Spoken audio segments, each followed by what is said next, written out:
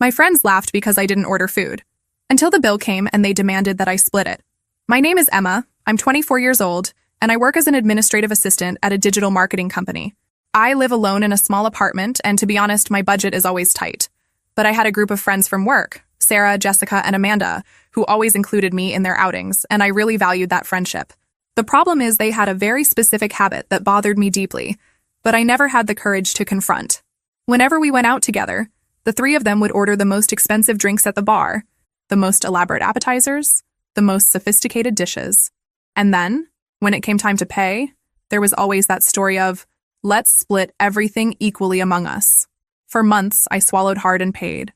I paid for Sarah's $15 martinis while I drank water. I paid for Jessica's $18 gourmet appetizers while I ate free peanuts from the counter. I paid for Amanda's $45 main courses while I just watched and made up excuses about being on a diet. They knew about my financial situation. They knew I earned less than a fifth of what they earned. They knew I lived alone and had bills to pay. But still, every Friday, it was the same dynamic. They spent like there was no tomorrow, and I paid the bill as if it were my obligation to maintain group harmony. But last Friday, at the Olive and Anchor, something inside me broke. It was a happy hour after work, as always. We got there around 6 in the evening. The bar was packed, ambient music, that vibe of the weekend beginning. Sarah was radiant because she had closed a big client. Jessica had just returned from a trip to Miami. Amanda was celebrating a promotion. They sat down and immediately started browsing the menu like they knew every item by heart. The grilled salmon with truffle risotto is divine here, Amanda murmured. And that midnight in Paris cocktail is a unique experience, Sarah added. I opened my menu and my stomach contracted. The main dishes cost between $40 and $60. The specialty cocktails between $15 and $25. A complete meal there would easily pass $80 with tip. Girls, I said, trying to sound casual. I think today I'll just drink something. I'm not very hungry. That's when the laughter started. Wow, Emma, you always say that, said Jessica, giggling. When was the last time you ate something when we went out? Sarah joined the teasing. It's true. You're the most disciplined person I know, always resisting temptations. Amanda completed. That must be why you're always in shape. I'm so envious of your willpower. They laughed as if it were the funniest thing in the world. As if my discipline were a choice, not a financial necessity. As if I resisted food out of willpower, not because I couldn't afford to pay. The waiter approached to take orders. Sarah was first. I'll have the sea bass with wasabi puree and the Sunset Boulevard cocktail. $52 just for her. Jessica ordered the lamb with herb crust and a glass of imported Portuguese wine. Another $48. Amanda chose the lobster with champagne sauce and an artisanal Negroni. Another $55. When it was my turn, they all looked at me expectantly, still with that little smile of someone who was having fun with my eccentricity. Just sparkling water, I said, closing the menu. The silence was instant and embarrassing. The waiter seemed confused. Are you sure? Not even an appetizer? Maybe some nachos? I'm sure, thank you. That's when the real jokes started. Guys, Emma is taking this diet very seriously, said Sarah, feigning concern. Could she be overdoing it? Yeah, honey, Jessica agreed. You can eat something small. It won't hurt.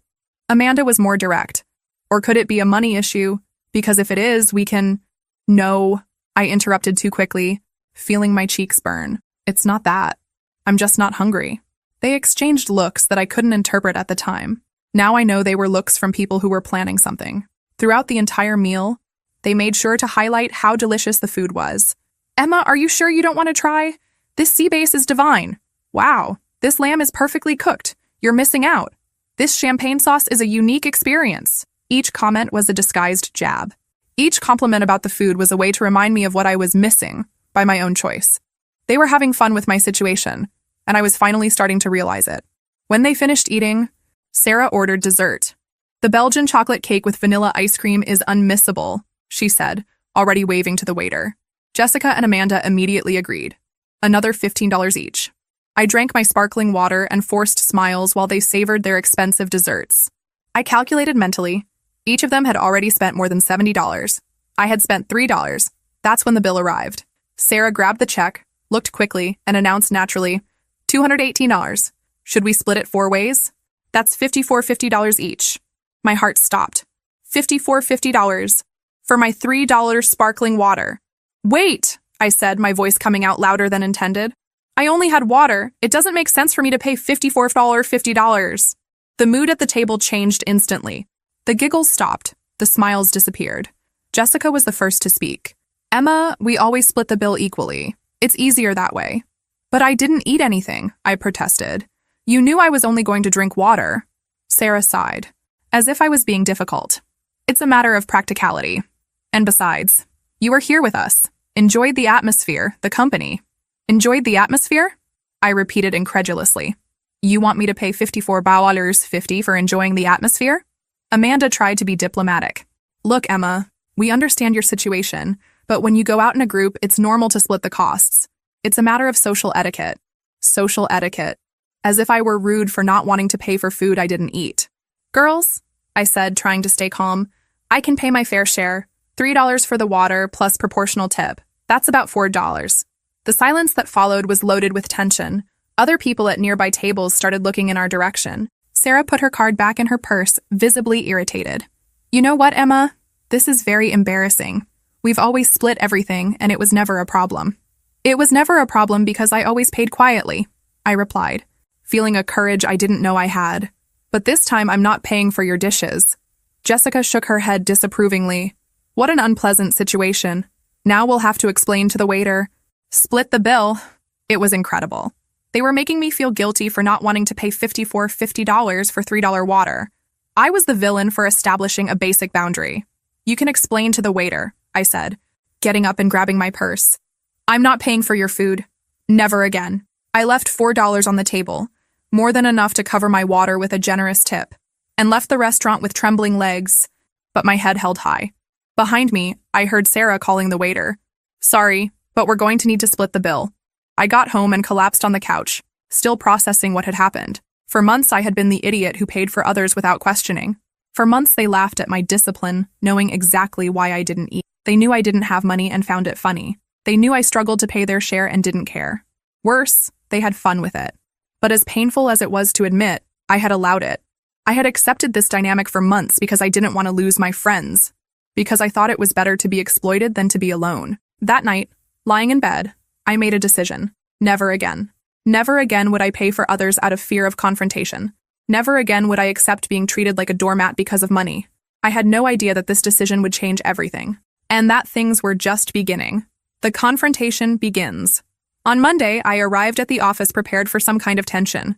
Sarah, Jessica, and Amanda were in the break room having coffee, talking quietly among themselves. When they saw me, the conversation stopped abruptly. Good morning, girls, I greeted normally. Good morning, they replied in chorus. But the atmosphere was strange, cold. Throughout the morning, I noticed sideways glances, whispers that stopped when I approached. At lunchtime, they left together without inviting me, something that had never happened before. It was Carla from HR who told me what was going on. Emma, she said, approaching my desk at the end of the afternoon. Can I talk to you for a minute? We went to the empty meeting room. Carla closed the door and sat across from me with a worried expression.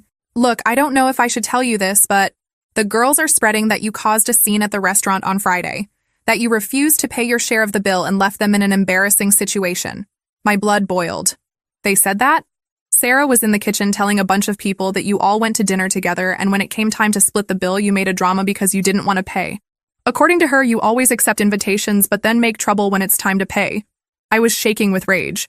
They had completely distorted the story. In their version, I was the freeloader, the one who caused problems over money. Carla, can I tell you what really happened? She nodded, and I told her everything. How they always ordered the most expensive things, knowing my financial situation. How I always ended up paying for others. How on Friday I finally established a limit by refusing to pay $54.50 for $3 water. Wow, said Carla when I finished. That changes everything. They really made it seem like you were the problematic one in the story. And now everyone in the office must be thinking I'm stingy and difficult. Carla sighed. Some colleagues did comment.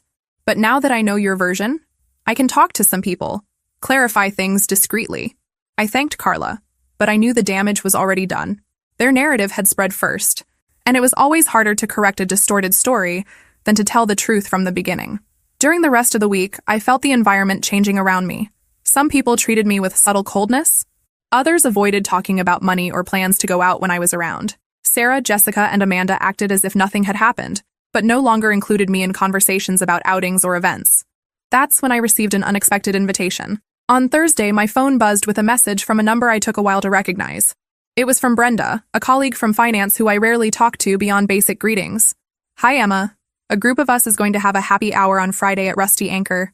Nothing too fancy, just to relax after the week. Wanna come? I hesitated. After everything that had happened, the idea of going out with work colleagues made me anxious. But at the same time, I didn't want to isolate myself completely. Who's going to be there? I asked.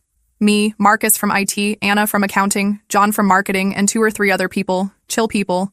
Rusty Anchor was a much simpler bar than Olive and Anchor. Affordable beers, homemade snacks, casual atmosphere, nothing like the sophisticated places that Sarah and her group frequented. Okay, I'll go. What time? New friends, new perspectives. On Friday after work, I went to Rusty Anchor with cautious expectations. The place was exactly as I imagined. Small, cozy, with classic rock music playing softly and decoration that wasn't trying to impress anyone. Brenda was already there with the group. Marcus, a guy in his 30s with a scruffy beard and a very relaxed personality. Anna, a 40-year-old woman, mother of 2 children, always friendly, but whom I had never had a chance to get to know better. John, a guy my age who had recently joined the company. Emma, so good that you came, said Brenda, giving me a genuine hug. We sat at a round table and Marcus immediately asked, "What are you all going to have?" The first round is on me. First round on someone else. What a revolutionary concept. I ordered a canned beer, nothing sophisticated. Anna ordered a draft beer. John wanted a simple gin and tonic. Nobody was trying to impress anyone with expensive orders. The conversation flowed naturally. We talked about work, but also about movies, music, trips we'd like to take. Marcus told hilarious stories about the IT problems he solved. Anna talked about the craziness of raising 2 teenagers. John shared his adventures as a recent graduate trying to understand adult life. And for the first time in months, I felt relaxed going out with work colleagues. When it came time to order another round, John offered to pay. Then Anna insisted on paying for the third. There was no drama, no astronomical bill, no unfair division. More importantly, nobody teased me for ordering just beer. Nobody commented on my discipline or made jokes about willpower. They simply accepted me as part of the group. It was when Brenda brought up the subject I was avoiding. "Emma," she said during a pause in the conversation, "can I say something? I know it's none of my business, but I heard some comments at the office about that situation at the restaurant last week." My stomach contracted. Marcus, Anna, and John looked at me with genuine interest. Not malicious. "What situation?" asked Marcus. I sighed. "I went out with some colleagues last Friday and there was drama when it came time to split the bill." "What kind of drama?" Anna wanted to know. I hesitated, but something about their welcoming manner encouraged me to tell the truth. I related the whole story. The months paying for others, the teasing about my discipline, the demand to pay $50 for water, my refusal, and the distorted narrative that spread afterward. When I finished, there was a moment of silence. "Man," said Marcus, "that's messed up. They really made you pay for the others for months? And on top of that, they spread that you were the problematic one?" John added, indignant. Anna shook her head. "That's exploitation. And I thought it was just in my head." "What do you mean?" I asked. "I've gone out with them a few times," Anna explained. "I always thought there was something strange. They always ordered the most expensive dishes, and there was always that pressure to split everything equally. I stopped accepting invitations because it was getting heavy for my budget." "Me too," said Brenda. "I went once and spent almost $100 in one night. Never wanted to repeat that." Marcus laughed humorlessly. "They tried to invite me a couple of times, but I always made excuses. I had a strange feeling about it." John agreed. "Yeah, I noticed that there are people in the office who kind of avoid going out with them. Now I understand why." I wasn't alone. Other people had noticed the toxic pattern of Sarah, Jessica, and Amanda. Other people had distanced themselves because of it. "You know what irritates me most?" said Anna. "They earn much more than most of us and still make others pay for their luxuries." "Exactly," Marcus agreed. "If they want to eat at expensive restaurants, they should pay out of their own pocket, not exploit colleagues." "You did the right thing, Emma," said Brenda firmly. "You had to establish boundaries." For the first time since Friday, I felt validated. My reaction hadn't been exaggerated. My boundary hadn't been unfair. I had done the right thing. We stayed later than planned, talking and laughing. When it came time to leave, the total bill was less than $40 for 5 people. We split it equally, $8 each. And there was still enough left for a generous tip. $8. A whole night of genuine fun for $8. The war escalates. Throughout the following week, our new friendship solidified. Marcus created a WhatsApp group called Rusty Crew, and we started planning more casual outings. A coffee after work here, a snack there, hallway conversations that naturally extended. It was incredible how different it was to have friendships without financial pressure. When we went out, everyone ordered what they wanted and could pay for. If someone was tight one month, the others understood and adjusted plans. If someone wanted to spend more, they paid their own bill without involving others. But things with Sarah, Jessica, and Amanda were far from over. On Wednesday, I received a message from Sarah on WhatsApp. "Hi, Emma. We're going to have a barbecue at my sister's house on Saturday. It'll be very casual. Everyone brings something. How about it?" I stared at the message in disbelief. After a week of total coldness, after spreading lies about me, now they wanted to include me again? "Hi, Sarah. Who else is going?" I replied, curious to understand the game. "Oh, the usual group. About 15 people. We thought of you to bring the drinks. You have good taste for these things." The drinks. For 15 people. At a Saturday-long barbecue. I did quick calculations in my head. At least $200 in beer, soda, water, and ice. Maybe $300 if I wanted to guarantee enough variety. It was obvious what was happening. They had given me the most expensive responsibility of the event, probably after laughing among themselves about how I had saved money at dinner. But this time, I knew exactly how to play their game. "Sure, I'd love to help with the drinks. I'll take care of everything," I replied with fake enthusiasm. Sarah must have been surprised by my positive reaction, because she took a while to respond.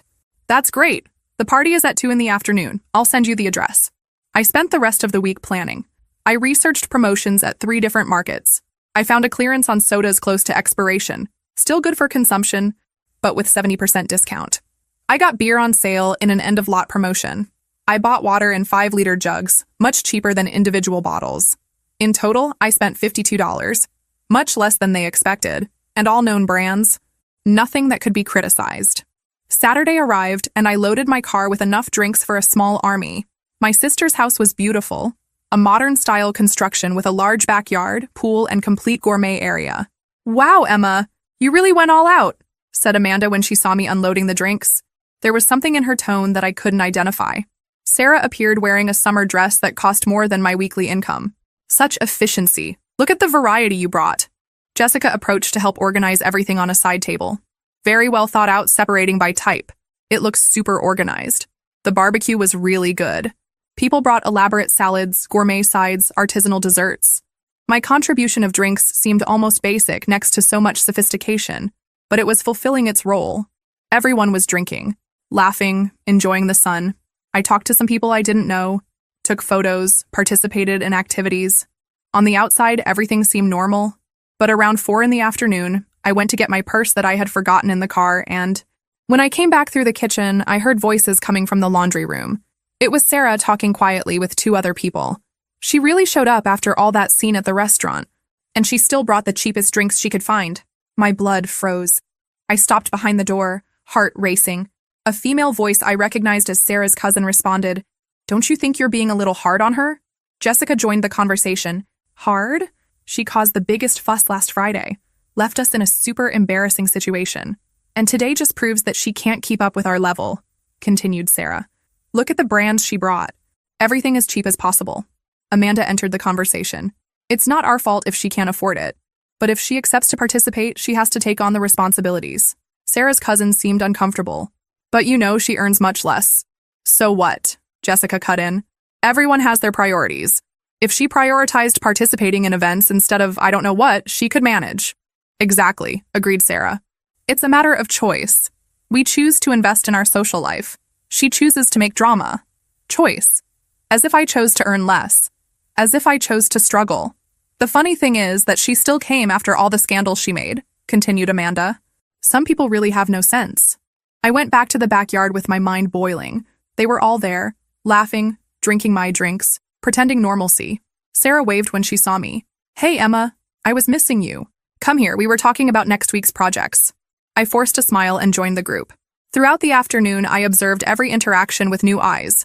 Every seemingly innocent comment now had a second layer of meaning. "The drinks are great, Emma," said Jessica, raising a beer can. "You always make good choices." Was it a compliment or veiled sarcasm about my promotion research? When the barbecue was ending, I helped collect things, trying to keep up appearances until I could leave. "Thanks for all the help, Emma," said Amanda when I was saying goodbye. "You're a sweetheart." In the car, driving home, I replayed the conversation I heard dozens of times in my head. Every word, every tone, every justification they made.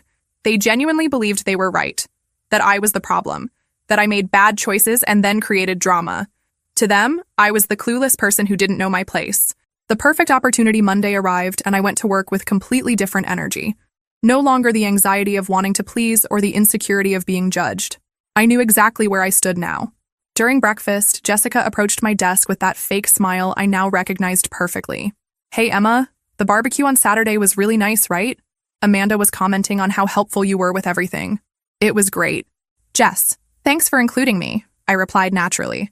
"We were thinking about organizing a surprise birthday party for Sarah in 2 weeks. Would you be up for helping with the organization?" There it was. The next test, the next game. "Sure, it would be an honor. What did you have in mind?" Jessica smiled with that expression I now knew was predatory. "We were thinking about Azure, that new sophisticated restaurant downtown. Reservation for 12 people. You could be responsible for the decoration and cake." Azure. I knew it by name. A high-end restaurant where dishes cost between $80 and $120. And they wanted me to fund decoration and cake for 12 people. Easily $300 or more. How awesome! "When is it again?" I asked, maintaining enthusiasm. "Saturday in 2 weeks. I know it's tight, but we trust your good taste." Good taste. As if my financial situation were a matter of choice and not reality.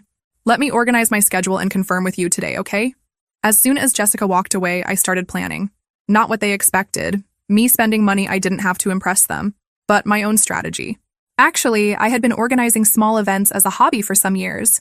Birthday parties for family friends, simple celebrations. I had some supplier contacts and knew how to make things look beautiful without spending much. I spent 2 weeks planning meticulously. I got decorations rented for a fair price, negotiated a beautiful but economical cake with a small bakery I knew. Total, $240. Expensive for me, but doable if I put it on the credit card. And more importantly, I had a plan they would never expect. "Jessica," I called when I saw her in the hallway. "I confirmed. I can take care of the decoration and cake." She seemed genuinely surprised. "Really? That's incredible. Sarah is going to be emotional. I have some ideas that will make everything beautiful," I replied. And I really did. During the 2 weeks, I pretended to be super excited. I sent messages in the group asking about Sarah's preferences, talking about the surprises I was preparing, showing myself completely involved. Sarah was radiant. "Girls, I can't even sleep from anxiety. It's going to be the most special birthday of my life." Amanda agreed. "For sure. Our organizer is killing it." Our organizer. As if I were their employee. On Friday, I finalized all preparations. The decoration was really beautiful. Gold and pink tones, elegant centerpieces, metallic balloons. The cake was a work of art. 2 tiers, chocolate frosting, sugar flowers. Saturday morning, I arrived at Azure 2 hours early to set everything up. The restaurant was even more impressive inside than in the photos. Crystal chandeliers, noble wood furniture, panoramic city view. The manager helped me organize the reserved table. "It looks spectacular," he said when we finished. "Your friend is going to be emotional." The guests started arriving at 7. Sarah entered radiant, wearing a dress that cost more than 3 weeks of my income. "My God, it's perfect," she exclaimed with tears in her eyes, hugging me tight. Everyone complimented the decoration. The photos were magazine-worthy. The cake was an absolute success. I had exceeded all expectations. When the waiter brought the menus, Sarah announced generously, "Girls, today is a party. Order whatever you want." She didn't say who would pay, but from the way she spoke, it seemed like it would be her. I only ordered a Caesar salad as an appetizer and sparkling water. "I'm still on that diet," I explained when Sarah asked why I wasn't ordering more. "But don't worry, I'm super happy celebrating with you." Throughout the entire dinner, I was the life of the party.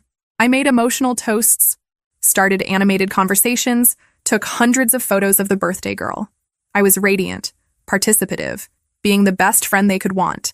The cake arrived with lit candles. Sarah blew them out emotionally.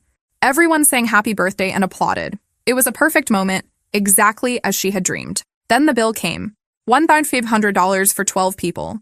Sarah grabbed the check, and to my surprise, her expression completely changed. She had clearly forgotten how much a party at Azure would cost. "Let's split it among everyone," she announced, trying to maintain composure. "That's $125 each." That's when I played my decisive card. "Girls," I said, getting up from the chair. "It was a magical night, but I need to leave now. I have an early commitment tomorrow." I grabbed my purse and started saying goodbye. Sarah, happy birthday. I hope it was everything you dreamed of. Sarah seemed confused. But what about the bill? Oh, I only had salad and water. I left $20 on the table. Covers my part with a generous tip. My real contribution was already the decoration and cake I organized and paid for. Thank you for letting me be part of this. And I left the restaurant with a radiant smile, leaving behind a sepulchral silence. I knew exactly what was happening in there. They had planned to make me pay more than $100 for a dinner I barely touched, after I had already spent $240 organizing the entire party. But this time, I was smarter. The war intensifies in the car, my phone exploded. Sarah, Jessica, Amanda, all calling at the same time. I let them all go to voicemail. The messages started polite. Emma, where did you go? Come back here. Then became desperate. You can't leave like that, we have to split the bill. And finally became aggressive. How rude. You organized the party. You have an obligation to stay until the end. I only replied to one message. Girls, I organized and paid for all the decoration and cake. My contribution was already more than enough. I hope you enjoyed the party. Jessica's response came immediately. This isn't fair. You knew how it worked. I did know, I replied. That's why I made clear from the beginning what my part would be. Sarah's response surprised me with its fury. You humiliated us in front of everyone. What kind of friend does that?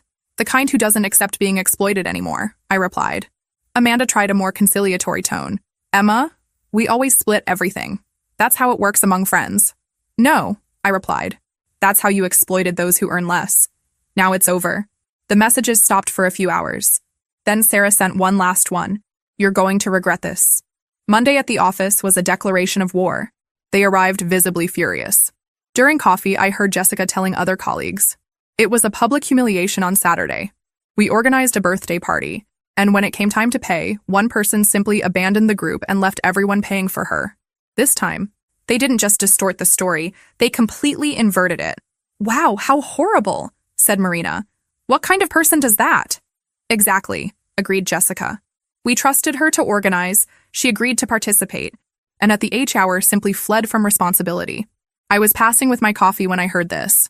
I stopped and turned to the group. Wow, what a terrible story, I said, approaching. What party are you talking about? Jessica was visibly uncomfortable, but maintained the lie. A party we organized on Saturday. One person committed and then left us hanging. Interesting, I replied calmly. I also organized a party on Saturday. I spent $240 of my own money on decoration and cake, set everything up alone, made the event beautiful, and then paid my individual bill, $20 for salad and water. What a coincidence. The silence was embarrassing. Marina and the other colleagues looked from Jessica to me, clearly confused. Imagine if, after organizing and paying for all that, they still wanted me to pay another $120 for a salad. I continued laughing, as if the absurdity were obvious. It would be like I was obligated to pay for others' food just because I organized the event. How crazy, right? Marina nodded. Wow, that would be unfair. If you already organized everything, Jessica tried to defend herself. But when you participate in a group, there's an implicit agreement. Implicit agreement? I repeated. Like, if I organize a party and pay for decoration, I'm obligated to pay for others' food too? What kind of agreement is that? The other colleagues seemed increasingly on my side. Jessica realized she was losing and walked away, irritated. But that was just the beginning. Throughout that week, Sarah, Jessica, and Amanda intensified the campaign against me. They spread increasingly distorted versions of the story. According to them, I was a freeloader, irresponsible, someone who accepted responsibilities and then ran from them. Emma has always been weird about money, I heard Amanda commenting in the break room. She accepts invitations but then makes a fuss when it's time to pay. It's a behavioral pattern, agreed Sarah. We tried to include her out of pity, but it got to a point where it wasn't possible anymore. Out of pity. As if they were charitable, including me in their groups. Some people in the office started treating me coldly. Others avoided talking about money when I was around. The environment became heavy. But I wasn't alone. Marcus, Brenda, Anna, and John, my new group of friends, were indignant when they learned about the new version of the story. They're spreading that you organized a party and then refused to pay? Asked Marcus, incredulous. When you had already paid for the organization? It's impressively dishonest, said Brenda, distorting facts like that. Anna shook her head. They really think they can rewrite reality. It was John who suggested, you know what you should do? Show the receipts for decoration and cake. Then everyone sees how much you spent. It was a good idea. I had kept all the receipts. On Thursday, when I heard Sarah telling a particularly distorted version of the story in the break room, where I was a freeloader who organized a cheap party and then refused to pay the bill, I decided to act. "Sarah," I said, approaching with a folder in hand, "are you talking about your birthday party?"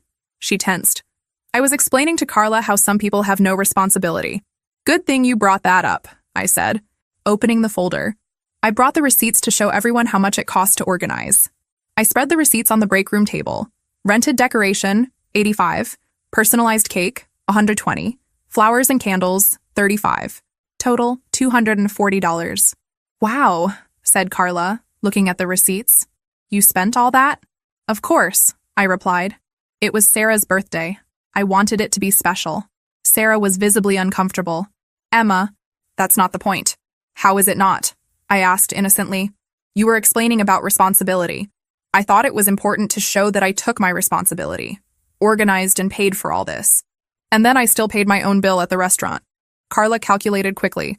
"So you spent $240 on the party and still paid for your food?" "Exactly. $20 for salad and water. Total of $260, concluded Carla. "And even so, they wanted you to pay another $125? Sarah tried to explain herself. "It's that when you participate in a group." But she had already participated, Carla cut in, with $260, more than double what any other person spent. The math was simple and irrefutable. Sarah left the break room unable to defend herself. The truth comes to light. The story of the receipts spread quickly through the office. People began to understand that I wasn't the freeloader in the story. It was the opposite. "Wow, Emma spent more than $250 and they still wanted her to pay more?" I heard someone commenting. "That's a lot of nerve," another person replied.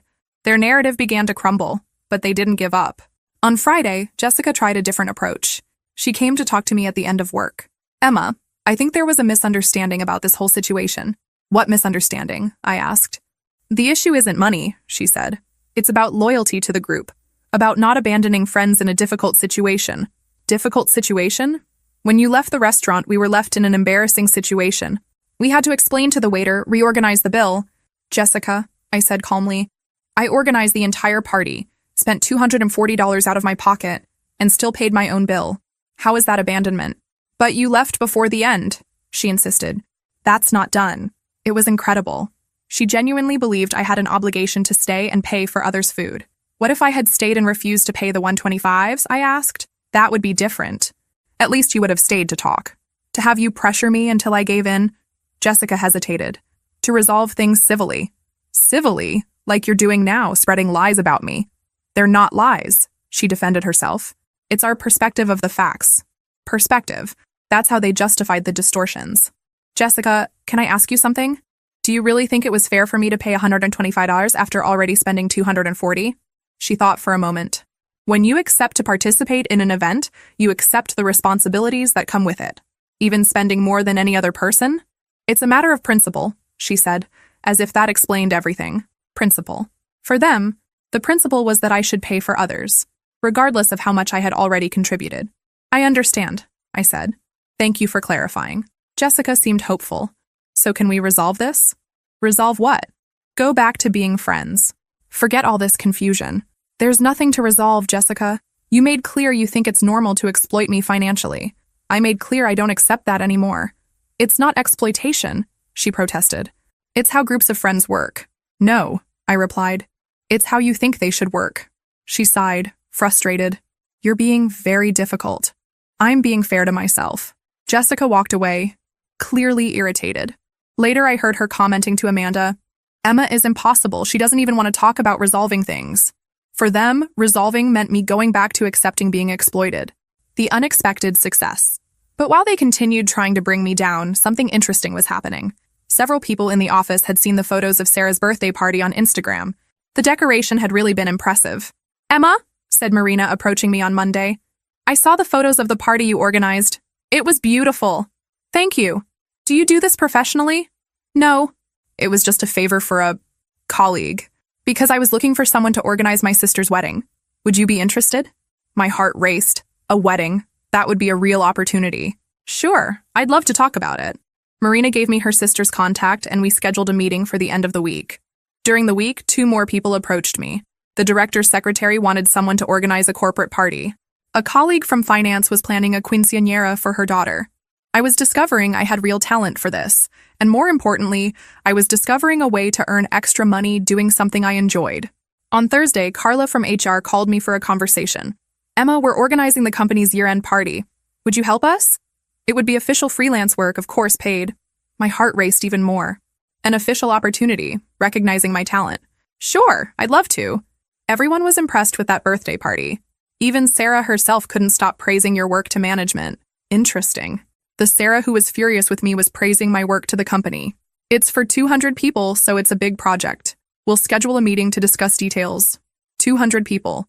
A project that could yield significant money and open doors to other jobs. Leaving the meeting, I passed by Sarah's desk. She looked up from the computer, and for the first time in weeks, there was no hostility in her gaze.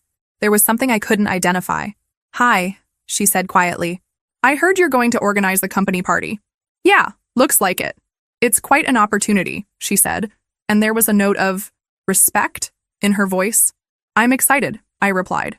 She hesitated, as if she wanted to say something more, but just nodded and went back to work. The turnaround. The year-end party was an absolute success. I received compliments from all levels of the company and $2,000 for the work. More importantly, I got 8 contacts from other companies interested in my services. Sarah, Jessica, and Amanda were at the party, trying to act normally, but the dynamic had changed forever. I was no longer the needy one they could exploit. During the party, several people approached me praising my work. You have natural talent. Have you thought about starting your own company? Give me your contact. Around 10 o'clock, Amanda approached. Congratulations on the party, it's incredible. Thank you, Amanda. We were thinking... She hesitated. How about we talk, just the 4 of us, to clarify things. What kind of clarification? Resolve our problems. Go back to being friends. I stared at her for a moment. Amanda, do you really think I should have paid $125 that night, after already spending $240? She became uncomfortable. It's complicated. No, I said. It's simple. Do you think yes or no? When you go out in a group, there's an understanding. Answer yes or no, I insisted. Amanda sighed. We always split everything. That doesn't answer my question. She looked around, as if seeking support, and finally said, Maybe. Maybe it was a little unfair. A little? Okay, it was unfair, she admitted reluctantly. But you also overreacted. How did I overreact? Leaving like that? Causing embarrassment? It was incredible. Even admitting they had been unfair, they still thought I had overreacted. Amanda, you exploited me for months. When I finally established a boundary, you spread lies about me. And you think I overreacted? They weren't lies, she defended. It was our interpretation. Interpretation? You said I refused to pay after organizing a cheap party. I spent $240. Where's the interpretation there? Amanda looked down. Maybe we expressed ourselves poorly. You didn't express yourselves poorly. You deliberately lied. Emma, please, we can get over this. Why should I want to get over it? Because we were friends. No, I said calmly. You were predators and I was the prey. Now that I found my place, you want to go back to the old dynamic. It's not that. It's exactly that, Amanda. You're only approaching because you saw I don't need you anymore. Actually, I'm doing better without you. And it was true. My life had improved in every aspect since I distanced myself from them. Amanda tried once more. We can change. No, I replied. You can change? But that doesn't interest me anymore. I found people who truly respect me. She walked away, visibly frustrated. The new beginning 6 months later, I was in my own office. Luna Events. Inspired by Luna Cafe, where I sometimes met with my real friends to plan. My colleague's sister's wedding was an absolute success. The photos circulated on social media, generating a flood of clients. I had found my calling. Sarah, Jessica, and Amanda continued at the company. Our paths occasionally crossed in the hallways. The relationship was cordial, but distant. They greeted me politely, sometimes even complimented my work. But there was always an underlying tension. They never fully admitted they were wrong. In their view, there were misunderstandings and overreactions on both sides. They continued believing their way of splitting bills was normal and fair. A year later, I received a message from Amanda on LinkedIn. I saw your company is growing a lot. Congratulations. You always had talent for these things. I replied politely, Thank you, Amanda. I hope you're doing well too. But I didn't feel like resuming contact. Some bridges once burned don't need to be rebuilt. During a meeting with a new client, she commented, You seem very confident for someone so young. I smiled, remembering how it all started. I learned that establishing boundaries is the foundation of any healthy relationship, personal or professional. And how did you learn that? Through a restaurant bill I refused to pay unfairly. She laughed, thinking I was joking. But it was true. That night at Olive and Anchor had completely changed my life. Today, when I go out with my real friends, people who respect me regardless of my budget, we sometimes tell this story and laugh. Marcus always says, "You turn their meanness into your financial independence." And he's right. They thought they were humiliating me, putting me in my place. Actually, they forced me to discover my true worth. It seems ironic, but it was the best favor anyone ever did me, even if it wasn't intentional. Establishing boundaries, even when uncomfortable, is essential to maintain self-esteem and find genuine relationships. And sometimes, the people who try to diminish us end up being the catalyst for our greatest transformation. Today I know, my worth isn't measured by what I can pay, but by what I no longer accept tolerating, and that's priceless.